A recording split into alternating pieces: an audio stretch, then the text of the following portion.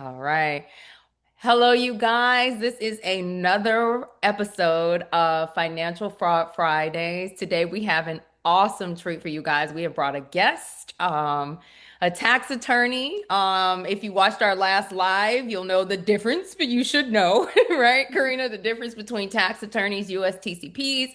So we thought it would be awesome and a special treat to bring in a tax attorney. We're going to ask her some questions and, hopefully have a good time about it. Now, for those of you who are not familiar with me, my name is Nike Tokba. I am the owner of Tokba and Associates. We are a firm specializing in servicing entrepreneurs and professionals. We take the stress out of dealing with the IRS. We focus on tax preparation, tax debt resolution, and an ongoing advisory service. So if you are in need of assistance, please feel free to contact me. You can email me at info@togbaandassociates.com. Okay. Hi, everyone. My name is Kerrina O'Connor.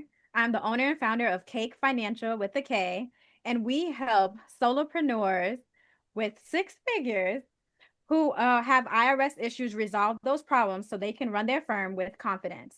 We are a virtual firm based out in South Florida, but we can help nationwide. And I'm so excited to hear about Michelle. And Right? Nikay is going to give you her bio. But before I do, I always want you to do disclaimer, disclaimer, disclaimer. Oh, yes. Disclaimer, disclaimer, disclaimer. All of these words are our opinions. Please do not take this as tax advice. Although we are tax professionals, we are not your professionals, but we can be. Please look in the link in our bios if you want to have a conversation with us further. So, with that being said, Nikkei with the introduction. That's right. Now that we got all the housekeeping out of the way, dun, dun, dun. We have with us attorney Michele Hallman. Okay, Michelle is a JD, of course, and a certified compliance and ethics professional. She is the owner of Taxology LLC.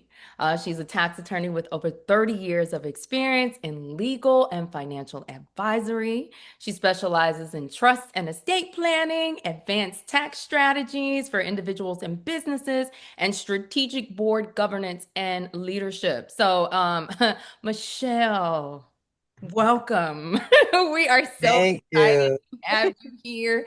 So excited to hear your knowledge and your wisdom. We're talking 30 years. Oh my goodness. So, I'm gonna let Kerrina ask the first question, but I'm like pins and needles. So go.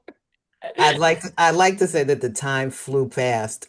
And actually it did. When I say 30 years, I'm like, wow. The first 10 years were very difficult as I tried to find my footing, but the last couple of years, it's like I've Believe. sort of bobbed along on, I guess, the things that I did in the past. So I'm kind of happy. I That's hope so to be that's going to 50 that's years, maybe, admirable. maybe not.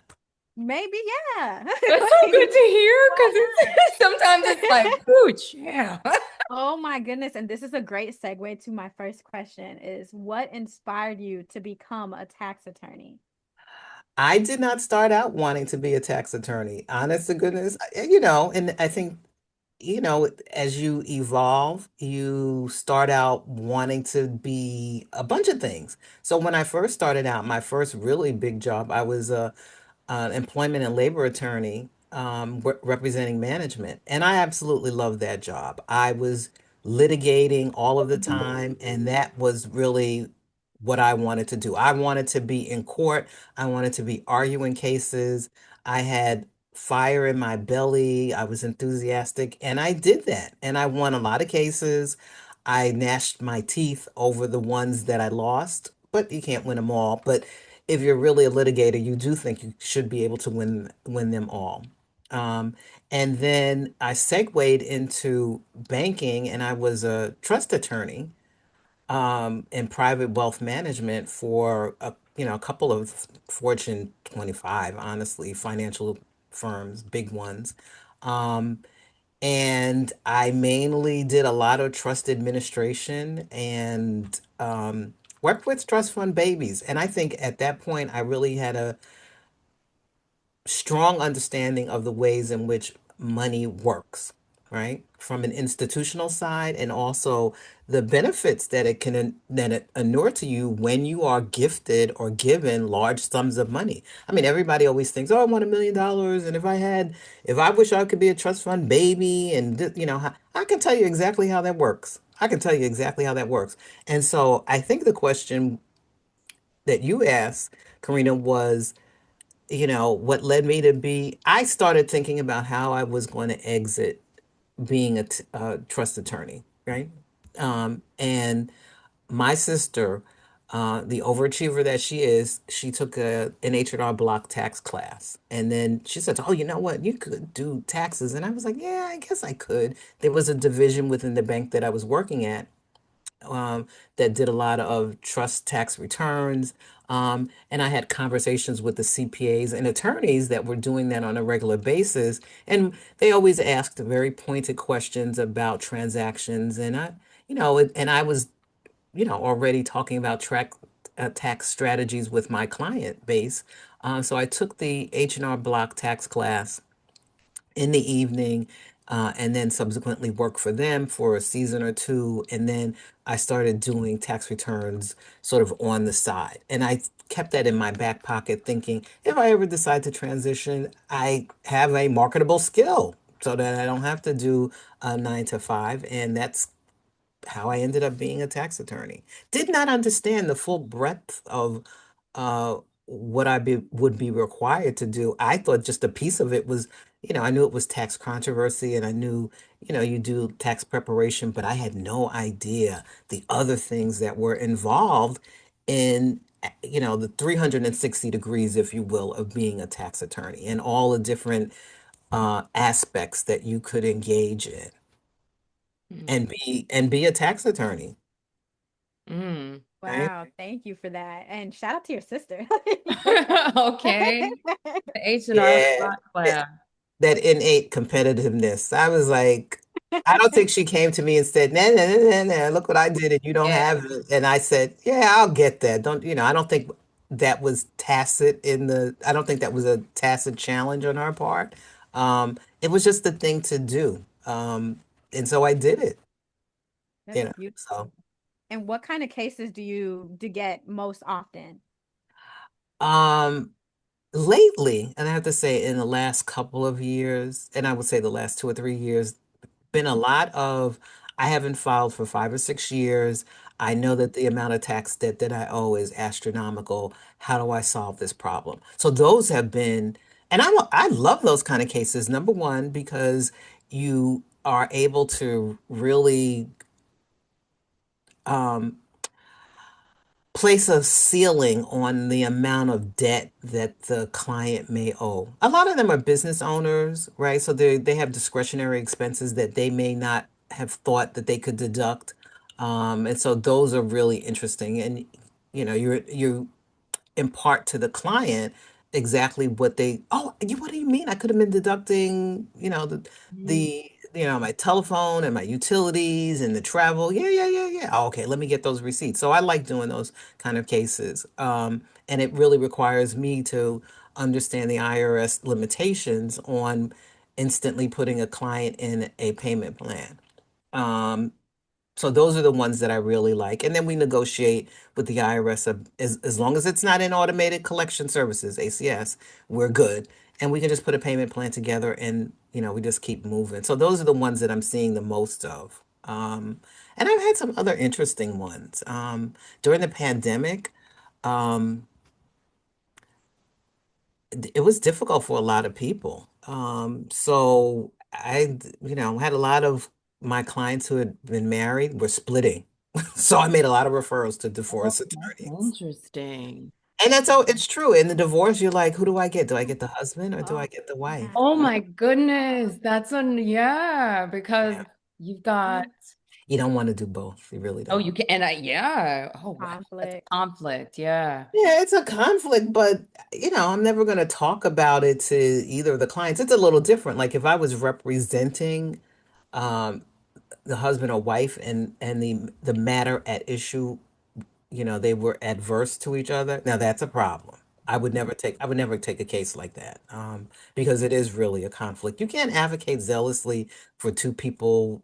I just, Yeah. some attorneys say, sure, I can. I'll take both fees. And I'm like, all money is not good money. You don't want to do that. Um, That's off. an, I'm so sorry. Go ahead. no, no, no, you're right. All money is not good money. Well, I'd like to know, hear more about that off, so I'm gonna probe you about that. Not a problem. Not a problem. Um, Yeah, so go ahead. I'm gonna move us forward and ask the next question. So now that you kind of mentioned the cases that you named, so without naming any names, what's one of the wildest or most shocking cases that you've I think I sort of intimated and said some details or disclosed some details about the case, but I was, with the shock value or the shockingness of a case, I was new, right? And so everything I'm seeing is I'm like, ooh, what? And so this was at the very, very beginning, and I was representing a tax preparer who had a very he had a very, on the surface, a very successful business, plenty of clients during the tax preparation season. I would go to his office, at least when I would go initially, there would be 20, 30 people sitting around in, these chairs and just waiting to have their returns done. And I was like, wow, okay, so why do you need me? And initially he said he needed me because he had a bunch of clients who were receiving letters from the IRS. And it was a tax, it was obviously it's a tax controversy or tax resolution, if you want to call it, kind of situation. And they needed additional help. As I began to look at the clients, and he was referred like three or four initially, and I was like, wow, okay, this is a bonanza. um I realized that he was the one who was inflicting these wounds, so to speak, on the clients because of the fraud that he was engaged in, and you could have knocked me over with a feather. So what he was doing was with all these people, 20, 30 people in the lobby, what he was doing was he was having those individuals just basically do inputting of the W-2s or, childcare expenses kind of stuff. And then they would say, okay, you're finished. And then they would all wait until they could see this head guy. And then he would be sitting behind his computer and he would bring up the return and then he would begin to make changes on the return. He would add, and this is pre 2017, so he would add in uniform expenses and he would add in unreimbursed employee expenses and he would add in sometimes they had jobs that they really didn't have and they took a loss on those jobs. Anywhere that there, as a preparer or a tax professional, where you have the latitude to use your discretion and add different things in, he would overinflate it so that at the end, the client or taxpayer would end up with like a $10,000 refund. All right. And from that, he would charge them like $2,000 or $3,000 as his fee, and they would get $7,000 or $8,000, which fantastic. Most of these people were making under $50,000 and they couldn't have been happier. They thought he was just the greatest. Oh, I'll be back next year. Da, da, da, da, da, da. And then they would come back and he would wash, rinse, and repeat.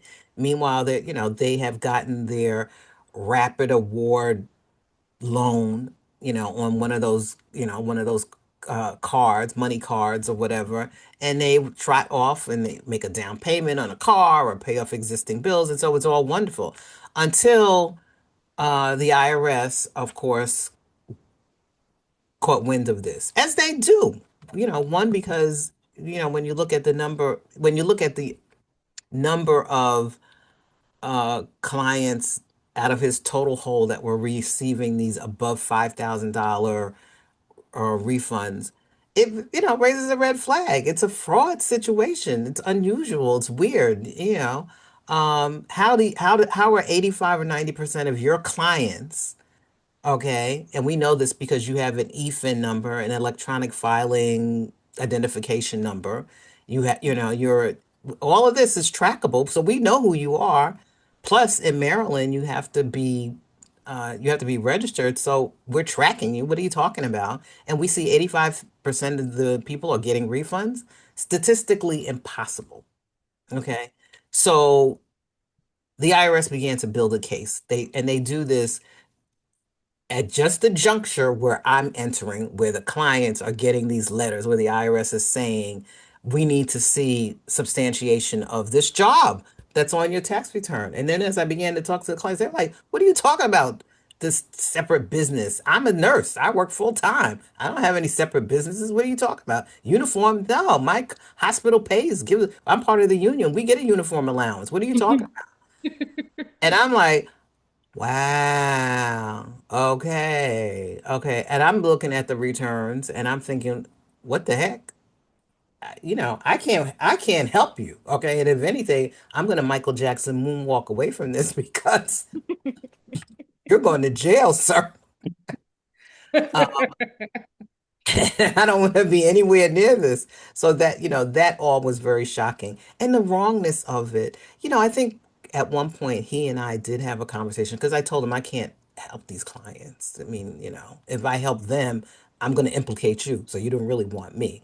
Um, and I said to him, I was testing the moral waters just to see like where's your head at, right? You're getting all these clients, you're getting a bunch of them. The majority of them would still come back even if you weren't perpetuating this fraud. And this is a business that you could have for years and years and years. Instead, it's just a matter of time before either your clients turn on you or the authorities catch up on you. This is a short time scam. Okay? It's not a 7, 8, 9 year scam. 7, 8, 9 years, this business and this location are shuttered. You're being chased down by, you know, white guys in suits with buzz cut haircuts. Or it's either the other guys jumping out of, Escalades and they have on nylon jackets with 3 letter. It's the 3 letter mafia coming to get you. What are you doing? Right? It just, And what was his, I mean, because we always have, and we always have this, what is the mindset of somebody that does, what was his response? What'd you get from him? you know what? I would like to say, Nikki, I'd like to say that I can remember exactly what his response is, but I think I filed it away in that's not really an answer. Okay. Oh, And then I had to think about what was he gonna say? yeah. I didn't, And it- you know, I think he saw vulnerabilities in the system. And he had as a thief once told me, everyone has larceny in their heart. And I was like, not me. And he's like, no, no, no. Everyone has larceny in their heart. And I was like, yeah, but it may be a small, like a kernel or, like a grain of rice. This man's heart was just, I don't think he would have known how to operate in the world yeah, both. unless, Yeah. yeah, and he had other things chasing him. He had a wife. They lived in a very big house. He had multiple children. I think he had like 6 children, and then he had some outside children. So he had things to spend that money on. I think that if he had been operating under the steam of his own intelligence and legitimate efforts, he would have never been able to support all of this lavish lifestyle. It would have never happened. He probably could have, but the low road and scheming was Easy, easier for him. faster, Yeah. fast money. Yeah, I think the thrill of yeah, I'm doing, I think that really, drove him. And I was like, if you want to thrill seek, do something else. Jump off the bed. You're an old man, right? So if you jump off the bed, you could be putting your life at risk, Look up the honestly. bed. All right. Look, get your thrills someplace else. Okay. Yes. Don't, and I don't think he understood, and I find this to be true about most people who commit embezzlement or fraud. They don't know the ways in which the system works and can catch you. They don't understand the safeguards that are in place And they just see the vulnerabilities, but they never, I don't think they make that next leap, which is, yeah, how can I get caught here? Now I know that they check. I don't think they do that.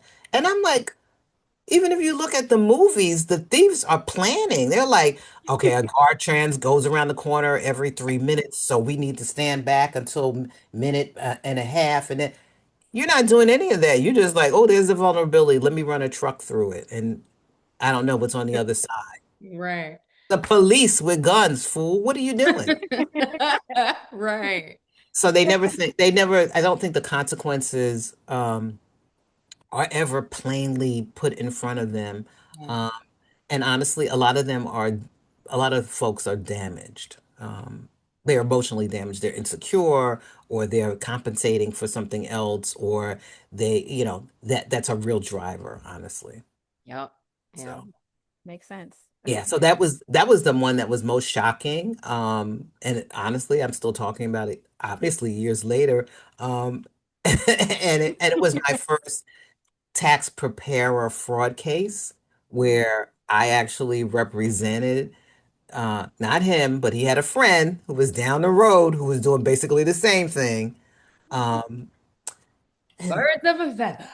Flock honestly, together.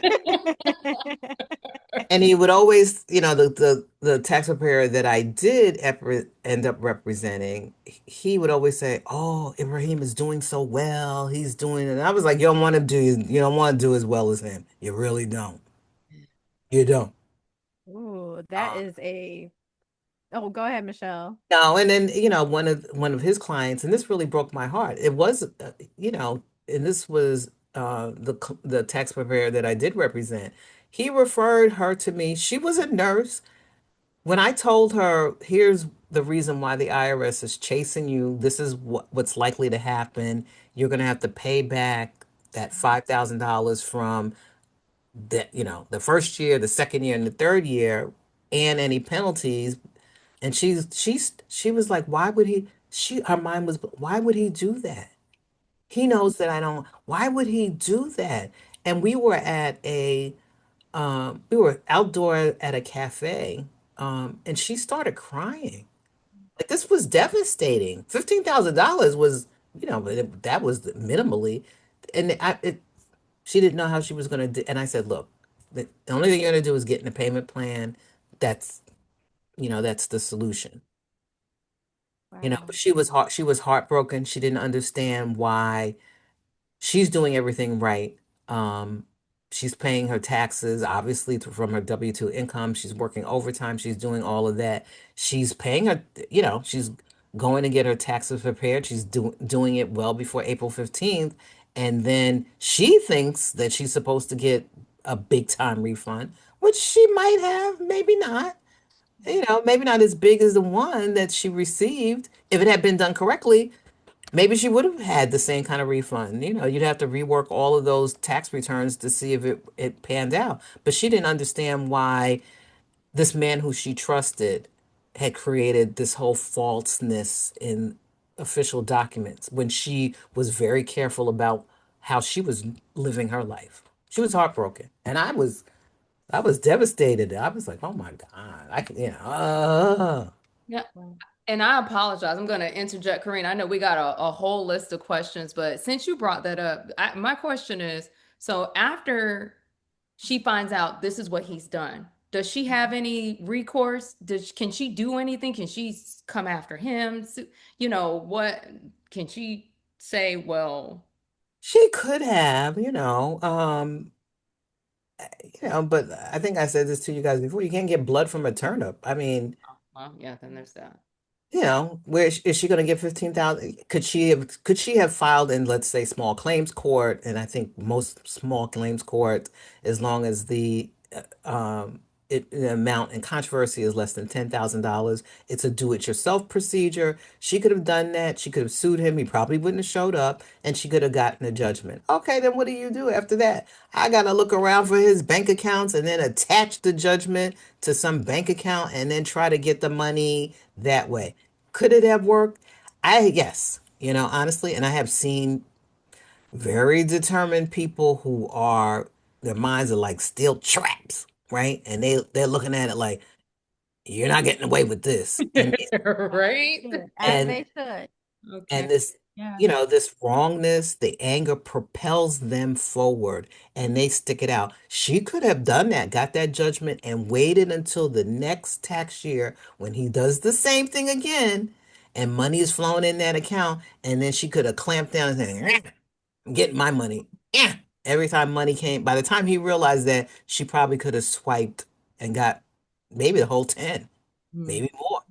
Um, and I have seen people actually do that um, on their own with resources that are available through the web, really doggedly pursue those kinds of claims. Could she have? Yeah, it takes a certain kind of person. And I met those people before, and it's like, ooh, girl, let me not get on the wrong Don't side be of on their you. bad side. Yeah, you don't want to be on their bad So side. you still remember that, and I'll chase them to the ends of the earth. Okay. Okay. Okay. Whatever. You know what? I understand. I understand. As they should. Like, I mean, I know, but you know what? I think for me as an attorney, I learned very early, and I mean like fresh out of law school, I was working on Social Security cases, and there were people that I have a Social Security case, and how long has that case been going on? 5 years. But they were stuck there. Okay. They were stuck at that point where they were wronged and they never emotionally moved forward. Uh, Okay. And they wow. stayed stuck there. That was how everything else in their life was framed. Revolved around. okay. Okay. Uh, And they never moved along. And I was like, ooh, you know what? You don't want to get stuck there. You want to be able to, I got, process it and move along. So the same thing with these kind of situations, do you stay stuck or do you say, okay, I'll be stuck for 2 years, but I'm getting my money back? yeah. Mm. It all depends. Some people feel like it's worth it, and some of those people need to be on Zoloft. And I say that jokingly, but I'm thinking of one person in particular, and they were very, you know what? And it was suggested, it was like, you need Zoloft because it'll just make the highs not so high and the lows not so low. Um, Ooh, wow. That was a mouthful, but thank you for saying that because that just kind of, especially with this channel, like with the fraud, like this episode, like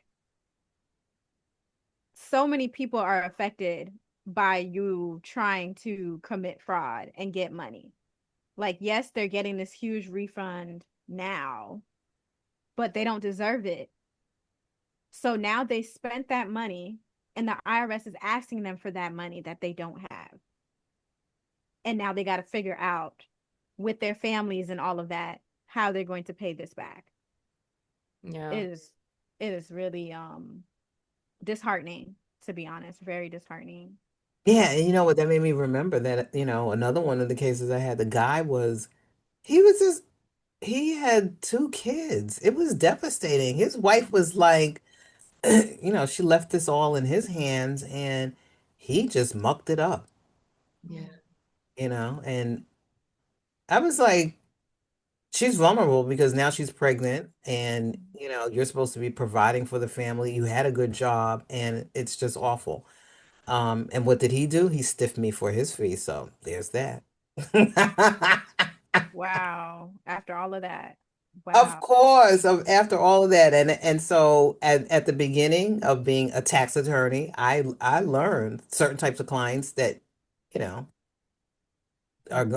know, that's in their makeup. That's who they are. And if they have committed fraud in one area, they're likely to commit it in another area. And all of us here are licensed, right? We all have, credentials that we had to go through background checks and we have to sign an ethical, you know, I don't know what you want to say, and an ethical pledge, and we do all of that. And so we understand what we have something to lose, right? And so we don't want to put that at risk by not adhering to the rules. Some of these people they don't have training wheels, they don't have guardrails, and so they just go off, Off, off. They don't even care. off, yeah. There's no moral code. They forgot everything they learned in vacation Bible school or church or and they just are just money hungry. And I'm like, money is the root of all evil. Just be careful. You'll get the money. Don't, you know, The don't love of money. don't shift somebody in the kidneys to get the money. It's not worth it. Right.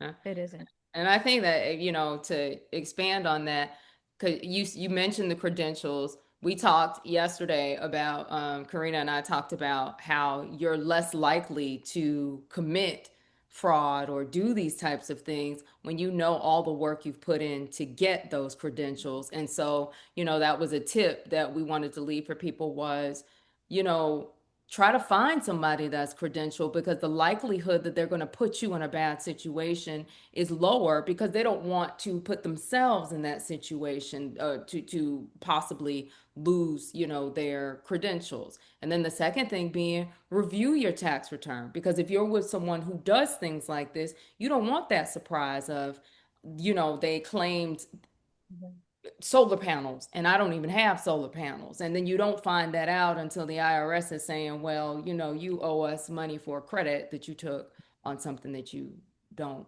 you shouldn't have rightfully taken. So yeah. Yeah. Right. Yeah. And this, you didn't ask about this, but I do, I hated the Tax Cut and Jobs Act just on principle. One, because, Oh, you know, it took out a lot of legitimate expenses that taxpayers could have taken. The one thing, honestly, that I think that it did do and get right was it decreased substantially the areas of discretion for expenses that taxpayers could take. So right now, and correct me if I'm wrong, the only two places where you have the discretion is charitable contributions. Okay. If you're just a W-2 person, charitable contributions and medical expenses. That's it. That's it. I can't think of any, and I'm thinking, thank you so much for closing up those loopholes because people ran right. They used to do unreimbursed employee expenses, used to do moving expenses, Oh, used to do educational expenses. Not anymore, babes. Nope, nope, nope, nope, nope. Charitable expenses or medical expenses. And honestly, if you have had if you have 20 or $30,000 worth of out-of-pocket medical expenses, you had a bad year. All yeah. right. You that was not a good year for you at all. And the charitable donation piece of it, when you get audited for that, and I've had many clients who have come to me after they've been audited, the IRS says for all cash donations, show us the bank account. yes. Show us where that came out.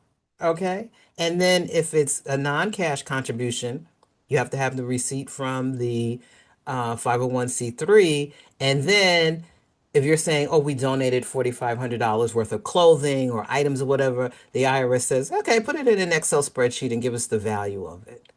When you do, and Goodwill has you can download it. Has a Excel spreadsheet where you put in, oh, I donated 5 pairs of dress pants, men's dress pants or shoes or whatever, and they attribute value to each of those items. When you look at it and you're like, wow, I'm only getting $20 per pair of pants. My goodness, it takes a lot to get to 4,500. Mm. It takes a lot. Oh. Okay. So every year you're telling me that you're donating $16,000 worth of stuff. Where do you live? In a warehouse? Where's all these clothes? Where's all these small appliances? Uh-huh. Okay. Where are all these household items? You just got 8, 9, 10 vacuum cleaners over 2 years? Stop lying. So if the IRS ever closes that loophole, woo, people are gonna be in trouble. People gonna be in trouble. Oh man, that's funny. And I'm just gonna catch us back to the questions. And now I'm gonna pull on your heartstrings a little bit, Michelle. Can you share a case that had the greatest impact on you In taxes? in taxes? Eh, Uh, no, but I Or can. criminal. Or No, criminal. no, I can't. I can't. No, you The can't. greatest impact, nope. But I can tell you one of the cases where I had the most fun, Okay. Okay. We'll take it. which is a better story, honestly. So I had an attorney who referred, and she was the CPA, but she was not doing anything financial related. Her practice was strictly family law, and the client that she referred to me was going through a divorce, and she had tax issues. And so she had gotten a notice from the IRS, and they were talking about just the thing we were just talking about, the charitable contributions. And the woman, who was very unassuming and really a nice person, had let her husband, her ex-husband, do her return. And he only reason why he did it is because he was doing like that other guy. He was inflating stuff so that she could get a refund so that she wouldn't ask him for money. Okay. Because now they're not living together. Okay. So I look at it and he puts down, she's making like $55,000 and he puts down like she has $30,000 worth of charitable contributions. Okay. Um, but then what he did was he said, "Oh, she volunteers at such and such a, 501(c)(3), she would make $25 an hour, $20 an hour. I calculated it out, and now this is how much the charitable contribution is." And I was like, "Sir, that's not how that works. Okay, you can't contribute your I could say I charge $1,500 an hour, and I worked 3 hours. Now I'm gonna $4,500 deduction. No way, you cannot." And so I explained to her what he had done wrong. And then I explained to her, how do we get out of this? And in the meantime, the clock is ticking. The IRS has said, don't even send in this stuff. We need to see you in the office. Okay. And we want you to bring bring the documentation that substantiates all of this. So I said, we're going to amend the return. But I said to her, I said, do you have some of these receipts? Thank God she worked for an organization, where she donated a lot of clothing, and that kind of stuff. So she had receipts upon receipts. And I said, the receipts are fine, all right. But what you're going to have to do is you're going to have to take these Excel spreadsheets and they're going to have to come very close to the totals that are on these receipts that you previously submitted.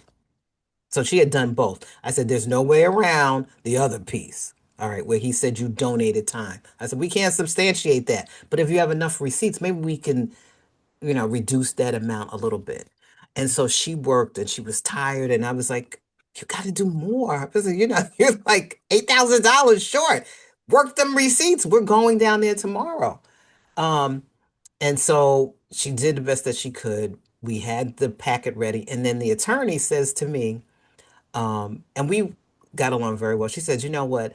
I see you have these cases and I'm referring cases to you. Can I go with you? And I was like, sure. She's a CPA. Come on. So we went down there and it already felt like a girls' trip, right? Because we were giddy. She was excited and it was going to give her the opportunity to do different things. I like the face-to-face stuff because I know I'm going to be able to talk to the guy. And we got in there and we're both, two chatty, charming kind of people. And we had a young guy who was a new auditor. He was a CPA. And we got in there and we started chatting. She was gassing him up. I don't know, maybe it was on purpose. Thank you. Was gassing him up and we laughing and kikiing and da, da, da, da, da. And then he's asking questions and I was like, well, yeah, I think it could be maybe 25,000 is what you think. And he's like, oh yeah, yeah, sure, sure. We laughing and throwing our heads back and showing our teeth and smiling and doing all this other stuff. And really, I could have been charming by myself, but the fact that we were two timing and we were both, yeah, go ahead, girl, you in there now. Tag team. Right. And we worked him. We didn't roll him. Okay, wasn't that kind of thing. We didn't go in there with the intent to sort of, scheme on him or whatever. Yeah. He just happened to be a nice guy, and I don't think it was in his heart to really slam her anyway. But Yeah. it was, they're more anybody's more likely to give you something if they like you. And Yeah. we walked out of there like at the end of that audit, it was like we were three best friends. Okay. Needless to say, she was ecstatic with the outcome. Her Yes. services. Yes, and she said to me, she said, Attorney Hallman, I've been praying with my pastor, and he's been, coming and holding my hand, and he's prayed for me, and I was in the prayer circle on Wednesday night, and da da da da. She was really, this was really adversely impacting her, and I'm contrasting that with frankly, the joyous time that me and the other attorney had, because we had kiki and laughed, and then we had lunch afterwards, and it was all good, and it was a wonderful morning. It was one of the best experiences. I had a good time. I had a good time. She did have to pay, but the amount. Let's just say it was more like she's going to owe 70, and it was down to a manageable amount where she Yeah. was in a payment plan for less than a year and she paid it off. That's Oh, wow. awesome. That's a win. Okay, that is That's a a win. win. Yeah, that's a win. That's a win. Yeah. Ooh. So yeah, so it wasn't, you know, I I had fun. And I was like, "Oh, you can have fun doing this." I think that's part of I don't know, Kerrina, I think that that's kind of the what we have in common is that it's like, okay, let's, you're kind of rubbing your hands together like, how can I make this work? It's time to Work. go to town, you know what I mean? And to try and to do that kind of tug of war and that it just gets your juices flowing. It's like I put this puzzle piece together. We about to go back and forth about this, and let's see where we end up. And so there's almost a rocky excitement to it. Like, okay, I got my ducks in a row. Let's see what's going, what the end result's going to be. And when you come out with that, you significantly lower what the client thought they were going to owe. Even that feels good because it's like, oh, I did what I needed to do for you. You know what I mean? So that, so it's exciting. It is. But you know what? Let me bring you back. Remember I told you about that tax preparer, right? And Uh-huh. Yes. so he ended up getting investigated by the IRS, which we knew was going to come. And they looked at his personal tax returns, which were awful, as we knew they would be. And the IRS said, um, and I was with an appeals officer. The appeals officer said, "Okay, now you owe $110,000." And I was like, "What are you talking about?" I just, I'm like, "That 110, that's a house he'll never live in." And da, da, da, da, da, da, da. And so I went on in that same vein in my discussions with the appeals officer for probably 3 or 4 months, right? And so at some point, it was performative, and he knew it. So, all right. So, we are having real conversations just about the agency, about my experiences, and my take on what's going on. And we start sharing personal information. We're friendly, okay? And then he says to me that he's going to retire. But first he has, I don't know, like 100 and something days of vacation time that he hasn't used, and he's going to have a surgery that he's put off. So he's going to take off FMLA time and all this other stuff. I mean, this was March, and then he says, "Yes, and my last day will probably be the following year, but I'm out in another 2 weeks." And I was like, "What?"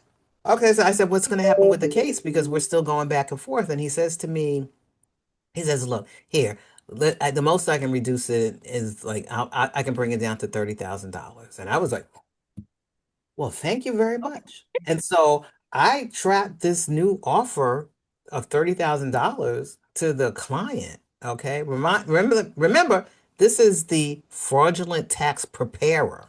Oh, Okay, the yeah. same one that injured this nurse.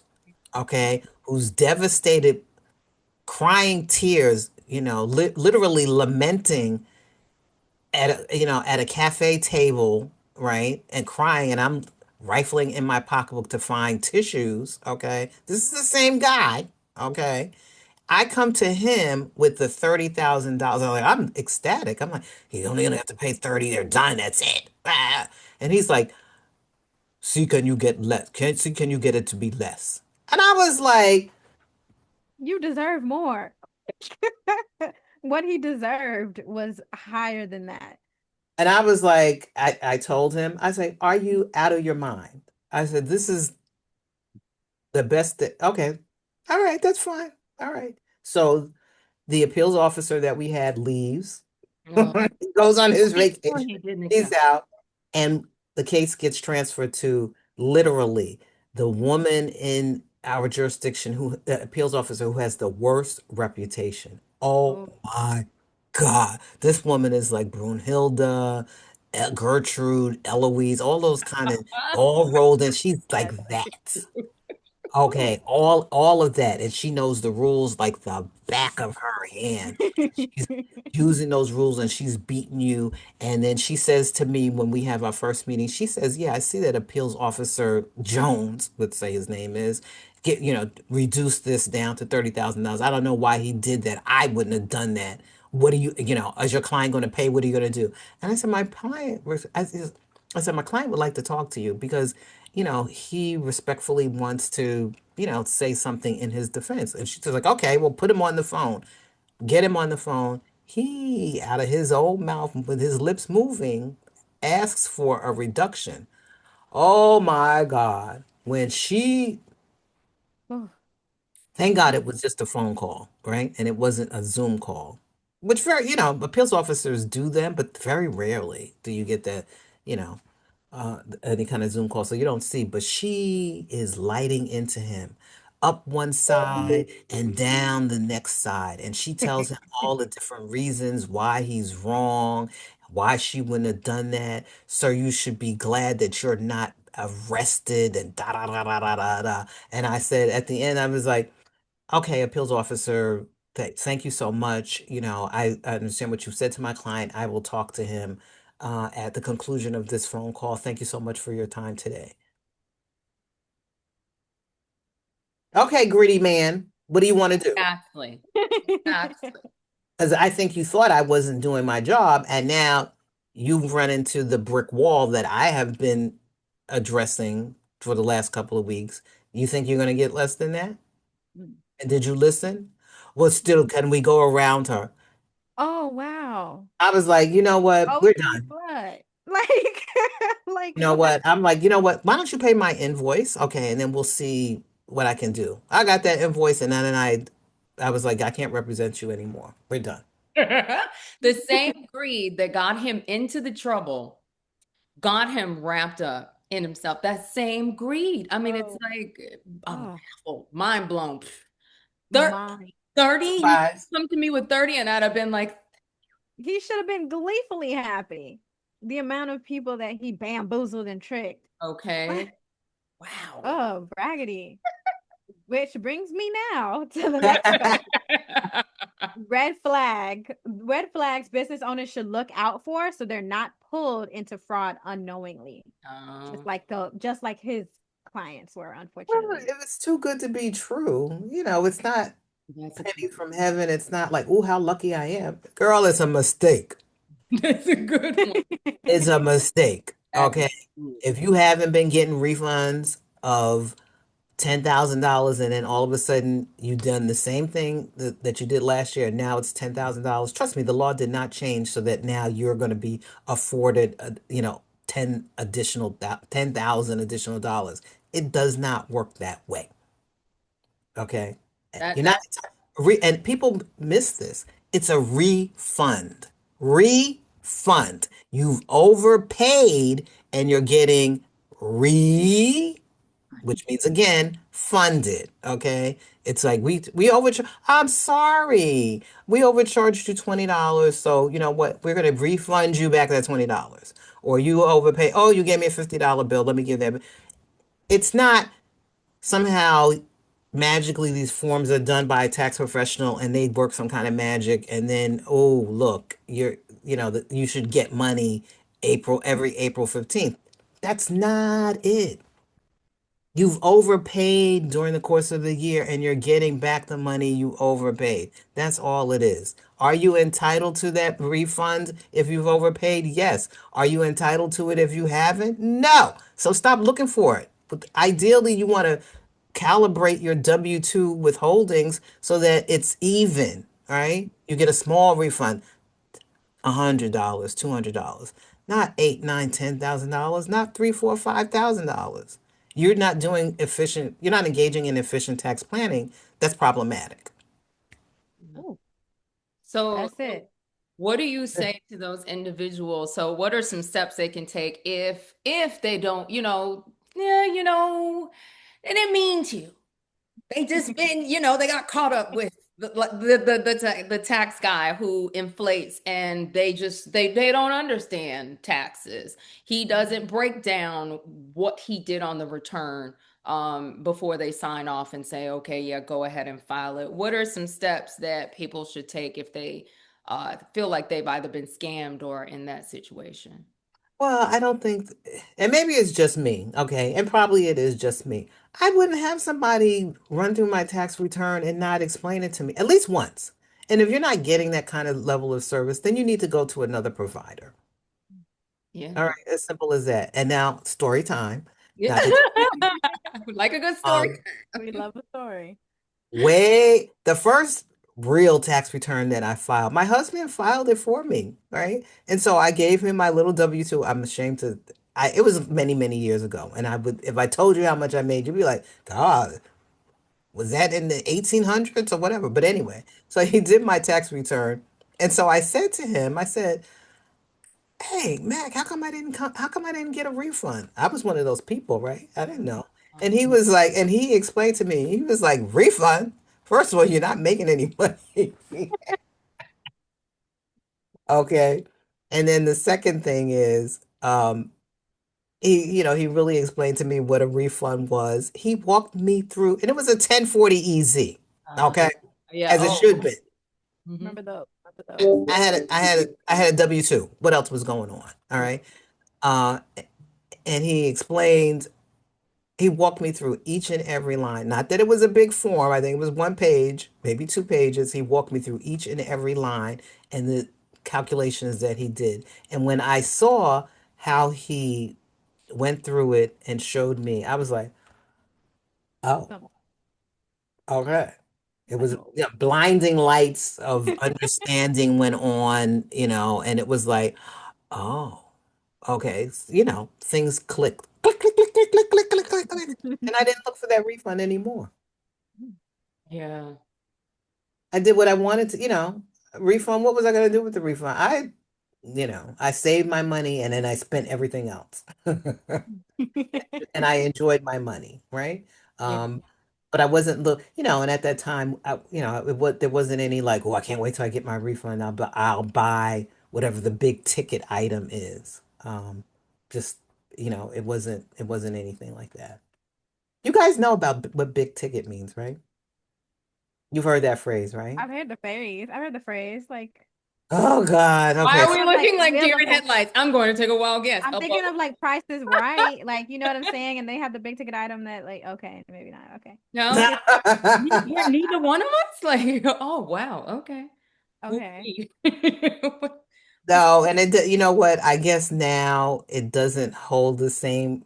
You've heard the phrase big ticket items, Uh-huh. right? Yes. All Yes. right. It's not because the price, if you wrote it on a ticket, and I don't even know what the heck that would look like. It's a big ticket because there's a lot of numbers. Okay. That's not what it is. Okay. Big ticket items. Um, okay. Okay. So if you years ago, like if you went into a furniture store, right? And I guess this does still happen, right? You go in the furniture store and you decide you're going to buy a bedroom set and maybe you're going to buy a living room set. Okay. And so you're talking to the salesperson and they come out with the sales book, with the three carbon copies, the yellow, the pink, the white. You guys Uh-huh. remember that, right? Yes. Yes. Okay. It's a Familiar. okay, the book would come out like this. It was a big ticket. It was a big book. Okay. All right. And you Wow. And so you call each one of the, like if the salesman is doing three or four sales, each one of those is known, the nomenclature was it's a ticket. Okay. Which is just a thing, right? And you can see a copy goes with the client or the customer, a copy goes with the billing and whatever. So it's a big ticket item, okay? Because of the Furniture, traffic that goes. okay? Furniture, a refrigerator. If you went to Sears, a now defunct store, but if you went to Lowe's or whatever, the guy comes out and they have a big ticket book. The salesperson comes and they have a big book. All right, so it's a big ticket item. You Oh, know, okay. Yeah. Okay. household items, that Yeah. kind of stuff. That's why it's a big ticket. Not because if you wrote all the numbers out, the ticket would be big. That. Okay. Oh, Just the amount. look at it. Okay. And so, economists still talk about big ticket. I think they do. They still talk about big ticket items just in terms of looking at gross domestic products and, Yeah. consumer spending. It's consumer goods. And then, they may break it out and say, oh, and some the big ticket items, which could be a car, it could be a boat, it could be, a Okay. refrigerator, a stove, furniture, the once every 10-year kind of purchase. Those are big ticket items, Okay. right? Oh, okay. Okay. See, we I just know, right? learned some. So, you know what? Sorry, That is sorry. funny because that kind of leads into my question because I felt, new generation, new, we've got new technology. So, question is, how do you see tax scams evolving with social media and the new technology? Oh my goodness, this whole Bitcoin thing or all of these meme coins or whatever. And I'm like, oh my God, it's insane. It's crazy. Social media, and I'm thinking even Instagram, Facebook, Instagram, TikTok. You always have these people that go to my TikTok shop and blah, blah, blah, blah, blah. There's so many different ways in which they promise you that they're going to send merchandise, or maybe they're doing some kind of coaching thingy or whatever. And they hype it up, and then they don't deliver. I mean, that's the scam. So social media really, and it's the same thing with tax scams. Like every few years or every other year, I think, and I've seen these people come up on, my Instagram feed or on TikTok and I'm not on Facebook, and they're like, blah blah blah, the tax guy. It's always some kind of, it's always some kind of alliteration. Tony the tax terror or something, or Olivia the audit animal. It's always some kind of, alliteration, or it's, some kind of thing where you're like, yeah, Olivia, with an A, Olivia the audit, it's always something. Yeah. Um, and they're always, create your own LLC and you'll be able to blah, blah, blah. And it's like, not this scam again. And people actually believe that. You can fund a trust and you will be able to pay your family into perpetuity. Really? I think Really? What are you funding it with? Air? I mean, and so they I know it's for clicks. So they list out or they say some big improbable, make $1 million if you blah blah blah, and they say something along those lines, and then people see it and they're like, "Ooh, let me listen." But ooh, I could use $1 million. Um, and those kind of schemes come up every single year, and you'll usually see one person who will dominate. You'll see them all the time, and then they're there for 2 years, and then they're gone. Okay, and then somebody else rises up, and they fill that same slot. So, um, there's always going to be someone who's going to sit in that seat, if you will, and make those kind of claims. And they get slicker and better with every single year. And usually, when you go to their website in year three and you look at where they are and what they're doing, they are not. yeah. And you look at them sometimes, you look at it and you're like, you've been through some things, huh?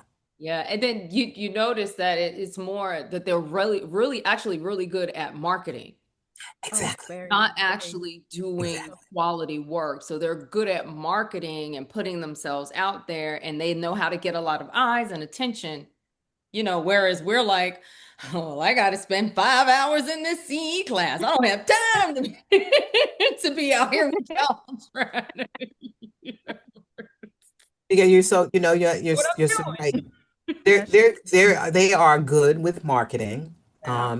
And they could sell an orange. I mean, or they could sell anything, right?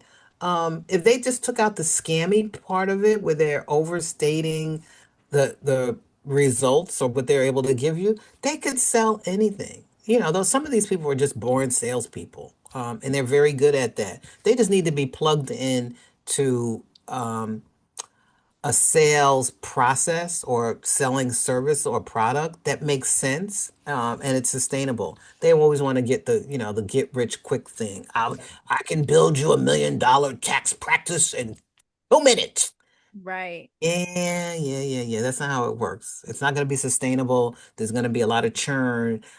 Clients that are with me today are not going to be here 2 years from now. I don't want that kind of practice. Right. And it's so crazy because like I'm thinking about like tax is such a low barrier to entry. So it's easy to just, oh, I can all you need is a P10. Like which that's it. Like, you know what I'm saying? You don't need any type of certification, any type Well, of you do need you education. you do need an ERO. I mean, you do need your EFIN. Sorry. Well, that's if they're doing the practice, but they can be a practitioner under someone else's EFIN. Yeah, a lot of those people don't want to do that. I mean, they want to. I want to own the whole process, so they do the ERO piece. Which to me, did you not fill out the form? At the end, there's always a certification that says, "I certify that all statements made on this form are correct," and da da da da da. Da. And I'm like, did you not read the attestation? no, I did not, because my Probably intention not. was They to got you like scam. this, and you just don't know it. My intention was to scam. So I don't care what certification you They put don't down get, here, I'm gonna yeah. sign it. But and it seems to me like that's kind of where they are. It's like I don't care. Yeah, it is exactly that. They have the gift of gab. They can do the marketing, they can do the whatever, and it's cool. And sometimes some stuff is completely like it's foolishness. This doesn't exist. While some are real, literal, like IRS tax code, but it's not done properly. And if Oh my you, God. as a regular person listening to it, you think, "Oh, it applies to me," like no, it doesn't. Which Yeah. brings me to my next question. Because with everything happening and shifting with the IRS now, we're on our eighth commissioner. Yep. The reductions have been low to the flow. Like everything has been shifted. How has the IRS, like the reduction of the IRS, affected you and your client? Um, Not my clients so much because, they hire me to advocate for them in terms of the IRS. So I have to go back and tell them, well, we tried and we couldn't do it because Mr. So-and-so was here today and now he's gone. As you see, here's the news article, you see, blah, blah, blah, blah, blah, blah. And I am not as effective at my job because of that. And I always feel like, um, I don't want to be an apologist for the IRS because of the staffing changes and the political environment that we're in. But I find myself having to couch my responses to clients when they, aren't the responses that they're looking for, the response they're looking for in terms of the reality that we are currently living in. And it's difficult. And I think honestly, if you are a practitioner, like you could, like we're all tax practitioners, right? Um, we could be practicing in front of Social Security. I mean, I could, and you guys could too. I mean, there are lay advocates for people who are in the Social Security. And they have a Social Security issue. You can advocate for them, and I know people who have built practices around them, and they're not attorneys, okay? They're just advocates. They're lay advocates, and they charge clients and they do all that other stuff. Help them fill out their disability claims. They go with them. You're allowed to do that, um, because you're in that administrative state. So you can do that, and IRS. I don't know if you can do it with the for immigration cases. But you can do it with the IRS, you can do it with Social Security, and you might be able to do it with the Immigration Naturalization Services. It's the administrative state. So when the government agencies are being attacked and deprecated, and that they lose their effectiveness, and they have rules that they're supposed to follow, but they can't follow them because systems are not being replenished, people are losing their jobs, that department has closed up, and the agency, the face of government, becomes an uglier face. It makes it harder to do our jobs. Yeah. Uh, so, Yeah. that's disheartening to me, as an attorney who believes in the rule of law, and believes that, if you understand what the rule is, the rule is the rule. The rule shouldn't change depending on circumstances. You should be able to rely on the rule being applied meritoriously to anybody, no matter who you are, what you look like, where you came from, et cetera, et cetera. When you have distrust in the system, and that system, to me, I'm just talking about the government agencies, the people that make these rules, that adhere to these rules, government employees who actually, follow the rules, and are there for the agency mission. When they're not there, and when you have questions about it, it it adversely impacts everything, Mhm. you know. So it's as an attorney, it's very disheartening for me. Things that I believed in and were drilled into me in law school, are just not true anymore. It's like the ground is shifting, and I wonder what, other people are learning, because I was like, I never learned that. We learned that this was it, and there was no, Mhm. there's not going to be any changes. This is what it is. And now it's like, oh, it's a free for all, depending on who's in office. It's disgusting, Yeah. you know. Yeah. Wow. Yeah. Well, um, I I'm gonna I think I'm good. So if there were one question, or one piece of advice that you could leave our audience with, what's your golden rule? What's that one thing you tell every client? Mm. Your golden rule. It depends on the client. It depends on some people, like that. Some people can't handle the truth. Um,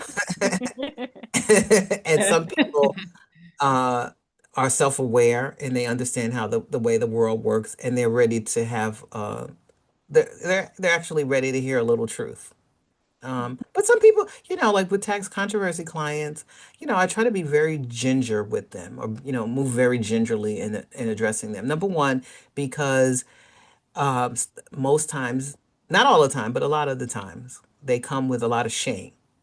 Okay, they've been receiving these notices for months and months, and sometimes even years. And when they finally come to you and ask you to fix it for them, it's with trepidation, it's with shame, and all of that shame and fear is tied up into their relationship with money. All right, so sometimes I am unpacking that for them and helping them understand money in a different kinds of way. And you have to be very sanguine about it, and bring them down off the ledge. You also have to sort of encourage them and thank them for taking responsibility and addressing this issue. You should not be afraid. I'm not here to shame you. Right. Okay. You gonna pay me some money. Why would I do that? Exactly. Why would I? Yeah, about time you came here. Give me I invoiced you. Give me my money. Why would I make you feel bad? Why would I? That's crazy. And so, I try to manage the process for them, and then I want them to feel good. Like, Mhm. rest easy. There's a solution. We're gonna get there. It may take a minute because of the the depredation of the agency that we're going to have to deal with, but we're going to get there. And there is a solution. Here's the light at the end of the tunnel. Don't worry about receiving those letters. Once we put this installment agreement in place, you won't be receiving those anymore. What about the lien? We'll address that as we get down here. Is there an opportunity for an offer and compromise? Let's be real clear. If somebody owes you $10,000 and you tell them, I'll give you two, would you take that deal? The IRS is exactly like that. They are not going to take pennies on the dollar just, with some ridiculous offer. Do not believe that misinformation. So, what would I tell, what would just, there's a solution for everything. And if they're self-aware, I always slip this in there some kind of way. It's only money. You haven't lost a limb. You Mm. haven't lost a life. You still have your family. You still have your reputation. No one knows about this except for me and you, and maybe if you're married, your wife or whatever, and or the person that referred you. Um, we are going to come up with a solution. So don't, don't worry about it. It's only money. You're in your 40s. Okay, you're in your 30s. You think you're not going to work another 30 years? Ha ha ha. Yes, you are. Okay. Can you get another job? Or can you get other employment? Yeah. It may not be the employment you want at the salary or the wage that, but you'll make additional money if you want to. You can go and sell hot dogs in front of the stadium. It's not the job you want, but you can do it and you can make money. Yeah. So don't despair. In other words, I guess what I would tell them. And I guess my way of saying it's only money is to say it is only money. Don't despair. There's always a solution to it. Yeah, I think Yeah. that's a word. It's a, That is. because yeah, in all honesty, you didn't lose a limb. You didn't lose a family member. Let's put this in perspective so it can be and I think you said this when we were offline. It's money. It's just money. It's okay. You're gonna make more. So, yeah, so that really puts it into perspective. Yeah. So, Yeah, and it's not the perspective. Sometimes it's not the perspective that people, or it's not what they want to hear. And they're not willing to be sanguine about it because we're on these habit trails, treadmills, if you will, where we're like, I gotta get that money, I gotta get that money, you keep going and going and going. And if you are and I think we are in our 30s and 40s, maybe in our 50s and 60s, we're programmed to like, make as much money as you can. That's the capitalistic way. So this is what you're told, right? And so the idea that you may be set back because now you have to pay this IRS debt and this isn't in the plan. If I have to take $600 or $500 a month and pay them, that's not gonna, it's gonna, yeah, it is. All right, so you make adjustments to the plan, you rethink what you were doing, you get from up under it, you start again, you're going to be fine. yeah. You know. And Yeah. honestly, to me the larger question is, and I said this, the clients come in, especially if they haven't paid their taxes and they've gotten all these notifications and everything, it's their relationship to money.